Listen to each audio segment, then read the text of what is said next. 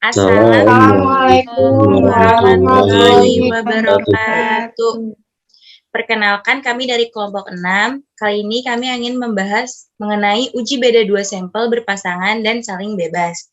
Untuk memenuhi tugas statistika yang diampu oleh Ibu Rahmawati, Sarjana Statistika MA MSc. Perkenalkan, nama saya Hafifah dengan nomor induk mahasiswa 19423002. Saya akan membahas mengenai contoh kasus uji non-parametrik dan membahas mengenai uji dua sampel saling bebas beserta outputnya. Perkenalkan, nama saya Cindy Anggi Aprilia dengan nomor induk mahasiswa 19423022. Di sini saya akan menjelaskan mengenai langkah-langkah uji non-parametrik, Wilcoxon, dan Mann-Whitney. Saya Lang Baktinastia dengan nomor induk mahasiswa 1942302. Di sini saya akan menjelaskan tentang output uji non-parametrik dua sampel berpasangan atau uji peringkat bertanda Wilcoxon. Perkenalkan, nama saya Nalib Zidan Basirah dengan nomor induk mahasiswa 194233132. Di sini saya akan membahas mengenai konsep uji non-parametrik. Perkenalkan, nama saya Anji Osana Jelasa Sabila dengan nomor induk mahasiswa 194233195. Di sini saya akan menjelaskan mengenai prosedur pengujian dan padanan uji non-parametrik dua sampel berpasangan dan dua sampel saling bebas. Selamat menyaksikan. Baik, jadi kelompok kami ini ingin menganalisis uji beda dua sampel berpasangan dan saling bebas.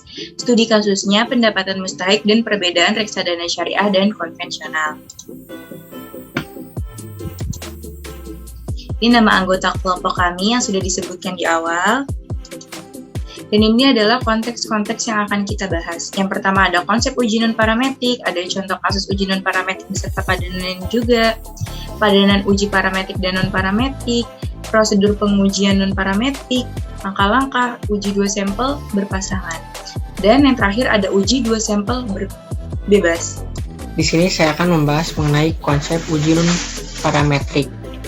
Yang pertama, pengertian dari konsep uji non-parametrik itu sendiri.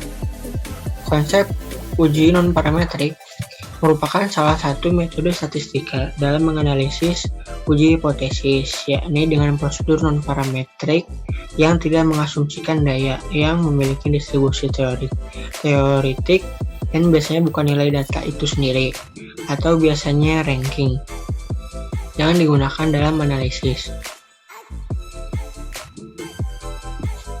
Kelebihan uji non-parametrik, yang pertama mudah dan tidak perlu untuk memeriksa sebaran data.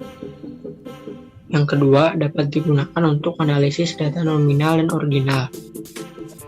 Yang ketiga, proses perhitungan biasanya lebih sederhana dibandingkan pada parametrik, khususnya sampel kecil. Terdapat kekurangan pada uji non-parametrik. Yang pertama, kuasa uji atau kemampuan mendeteksi hipotesis H1 non-parametrik lebih rendah dibandingkan uji parametrik padanannya. Tidak dapat menggunakan pada data yang asumsi sebarannya tidak dipenuhi atau selama tidak jauh melenceng dari sebaran semula.